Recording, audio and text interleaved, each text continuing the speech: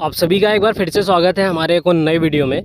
तो आज हम बात करेंगे दो वेराइटियों कंपैरिजन के बारे में। साइड बाय साइड दोनों ही वेराइटियाँ लगी हुई हैं और ओवरऑल ये जो रकबा है ये लगभग 1.5 एकड़ के समथिंग है। और इसमें अगर हम देखें तो इस साइड अगर आप देखोगे तो ये DBW 377 है, जो कि मात्र 10 किलो सीड रेट डला हुआ है इसका। यहाँ से अगर आप देखें तो वहाँ तक का जो सीड रेट डला हुआ है ये मात्र 10 kg सीड है। उसके साथ अगर हम इधर देखें तो ये HI 1650 है। तो दोनों ही वेराइटियाँ साइड बाई साइड एक ही रकबे में लगी हुई हैं। तो इससे क्या है कि हमें जो चीज़ें कंपेरिजन करने में जो चीज़ें हम देखते हैं तो ये थोड़ी सी ज़्यादा बेहतर समझ में भी आती हैं। अभी अगर वर्तमान समय में कंडीशन देखें तो जो हेडिंग पोजीशन है HI 1650 की, ये पूरी कंप्लीट हो चुकी है।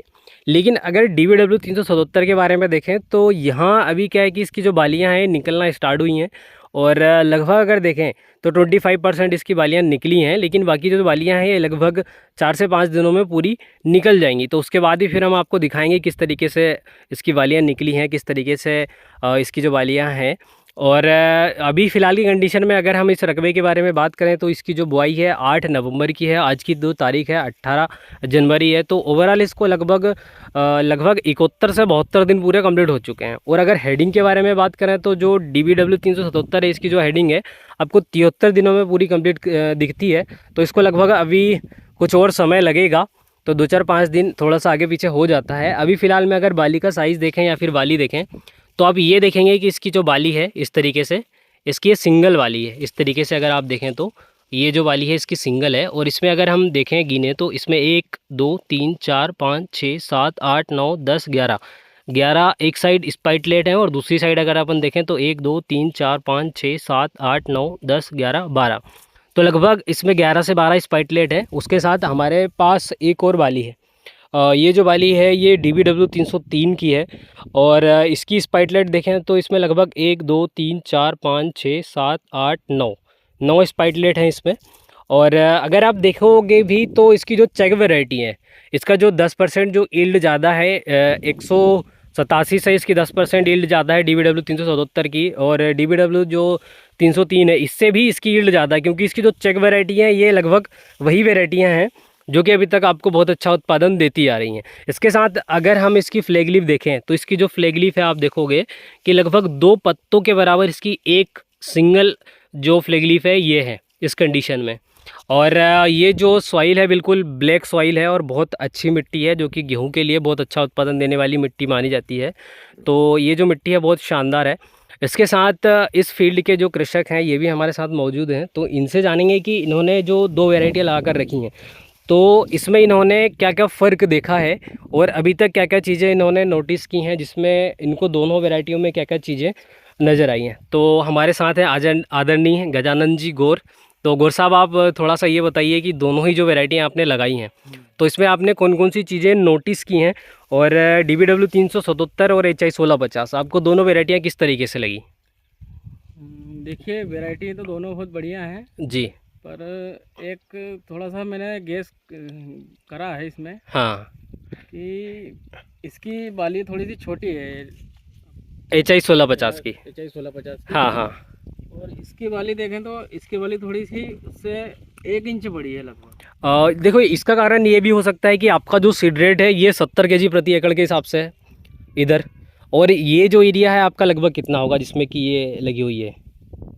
30 डिसमिल के लगभग। 30 डिसमिल के समथिंग। अगर पर एकड़ के हिसाब से कैलकुलेशन करें तो आपका जैसे 10 kg सीड लगा हुआ है तो इसको अगर हम 3 गुना मल्टीप्लाई करते हैं तो लगभग 40 kg पर एकड़ के हिसाब से। 40 kg पर। तो जो सीड रेट कम है इससे भी काफ़ी ज़्यादा फ़र्क पड़ता है। लेकिन अभी वर्तमान समय में अगर हम ये चीज़ नोटिस करें तो इसकी जो फ्लैग लीफ है इसका साइज़ भी बड़ा है। उसके साथ अगर अपन देखें तो इसकी जो बाली है इसका बाली का साइज़ भी बड़ा है, जैसे कि आपने बताया। और क्या क्या चीज़ें आपने इस पर नोटिस करी हैं? और इसमें एक चीज़ और नोटिस करी है, ट्रिलिंग कैपेसिटी इसकी और ज़्यादा है। मतलब देखे जाए तो मेर के साइड जैसी ट्रिलिंग है, हाँ, वैसी इसमें अंदर भी ट्रिलिंग है। मतलब कल्लों की जो संख्या जैसे संख्या हाँ अंदर भी उतनी है। हाँ हाँ जितनी आपको मेर के साइड में लगी हाँ। उतनी इसको इसके अंदर भी है। अच्छा अच्छा। ये मतलब इसका एक प्लस पॉइंट है। इसका ये प्लस पॉइंट है। जैसे अगर हम आपको दिखाएं तो ये देखिए ये टिलर की जो कैपेसिटी है, थोड़ा सा मैं आपको अंदर दिखा देता हूँ। ये देखिए ये सिंगल सीड है, सिंगल मान सकते हैं, यहाँ पे 2 सीड मान सकते हैं, जैसे भी आप कैलकुलेशन समझें।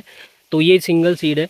तो इसमें जो टिलर की कैपेसिटी है ये अगर आप अंदर की साइड देखोगे तो लगभग उसी तरीके से आपको टिलर की कैपेसिटी दिखेगी, जिस तरीके से आपको जो लाइनें हैं बाहर की साइड है जहाँ पर हवा बिल्कुल कंटिन्यू लगती रहती है, उस तरह की कैपेसिटी इसमें अंदर भी है। थोड़ा बहुत तो खैर डाउन होता है 5-10%, लेकिन इसमें उतना ज़्यादा टिलर की जो कैपेसिटी है डाउन नहीं हुई है।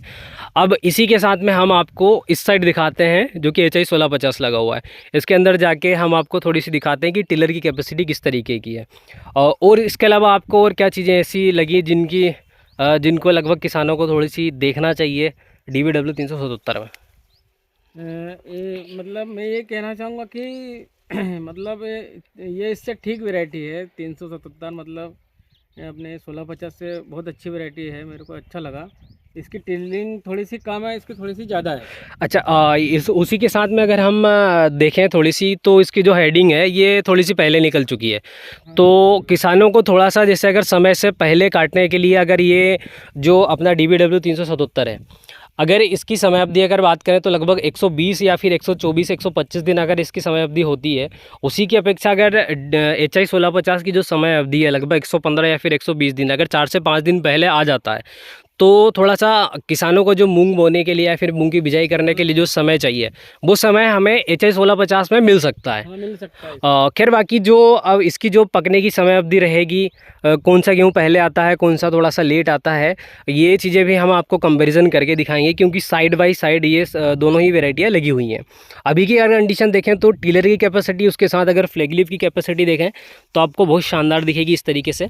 उसके साथ हम HI 1650 के बारे में आपको बिल्कुल जस्ट साइड से ही लगा हुआ है, तो ये चीज़ें भी आपको दिखा देते हैं थोड़ा सा अंदर जाके। वैसे अभी तक की जो दूसरी वेराइटियाँ लगी हुई हैं उनसे जो कैपेसिटी है उसमें HI 1650 में थोड़ी सी अधिक मात्रा में।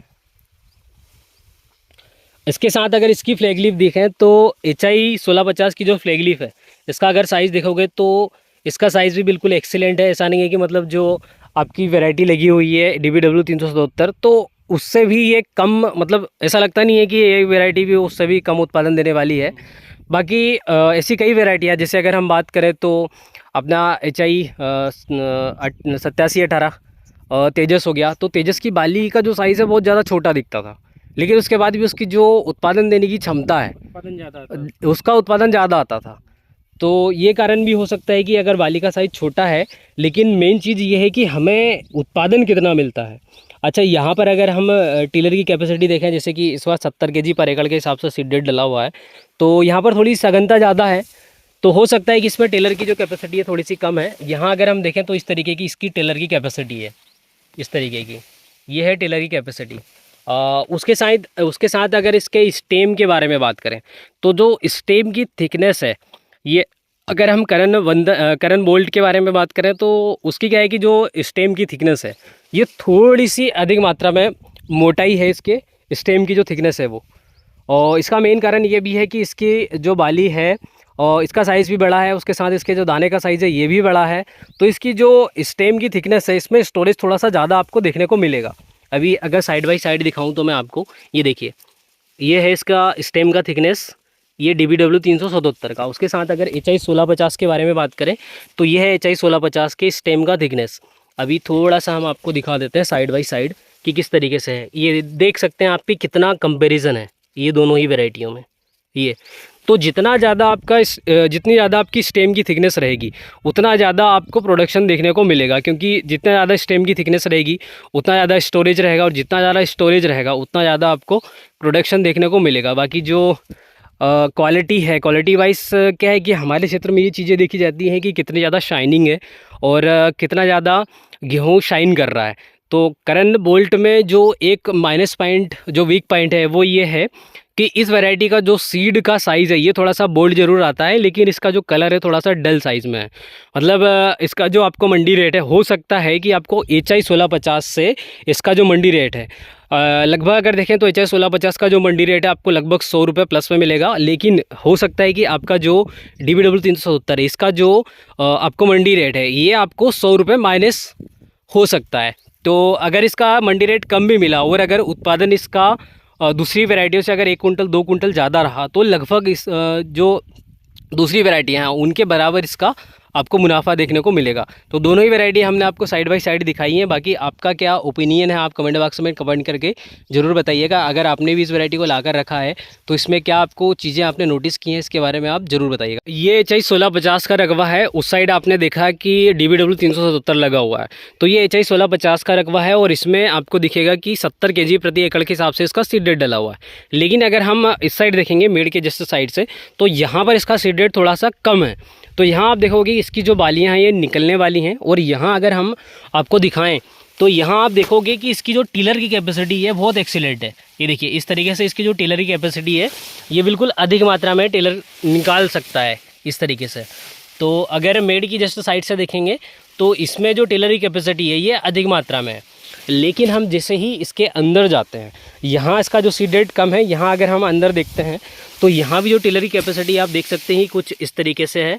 और अगर प्लस पॉइंट और माइनस पॉइंट के बारे में बात करें तो HI 1650 में हम देखेंगे कि नीचे के साइड में जो फंगल डिसीज़ या फिर जो थोड़े से पत्ते सूखने की जो समस्या है ये इसमें से थोड़ी सी कम आती है HI 1650 में। लेकिन अगर हम DBW 370 में देखेंगे तो उसमें आप देखोगे कि जो नीचे पत्ते सूखने वाली समस्या जो है वो थोड़ी सी अधिक मात्रा में है। और ये मतलब कोई ऐसे नहीं है कि ये बहुत बड़ी बीमारी है।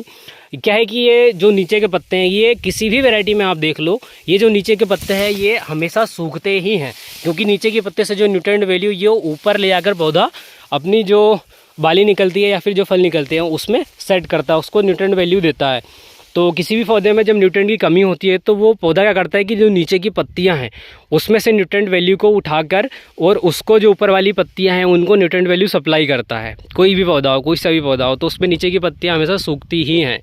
तो ये कंडीशन है HI 1650 और DBW 377 में। अगर इसकी फ्लैग लीफ की कंडीशन देखें जहाँ पर सीड रेट कम है तो यहाँ आप देखोगे कि इसकी जो फ्लैग लीफ है सेम कंडीशन में उसी तरीके से है जिस तरीके से DBW 377 की है। ये कंडीशन है HI 1650 और DBW 377 में। बाकी इसका जो उत्पादन निकलेगा उस समय हम आपको ज़रूर बताएंगे कि कौन सी वैरायटी ने कितना क्या उत्पादन दिया है।